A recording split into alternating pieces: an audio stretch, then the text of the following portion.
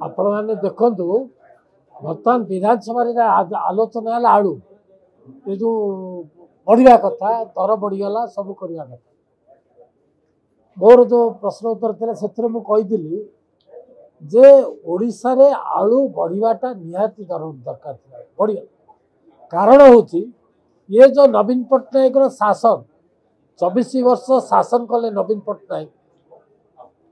चाषी कहाँती आलू तो उत्पादन कर कृषक आ चाषी ना ओडिशा रे आ चाषी किए अच्छा कि सबू तो पलैले सूरत मुंबई चेन्नई खटिया को पलैले रोजगार पंथा ये नवीन पट्टनायक देलेनी ये ओडिशा को ध्वंस कर बर्तमान गोटे कोल्ड स्टोरेज ओडिशा रे नहीं ताहले आलू कोठे रखिए उत्पादन कर किए कृषक थिले तो उत्पादन कर कृषक ना तेणु आज आम ओडिशार अवस्था या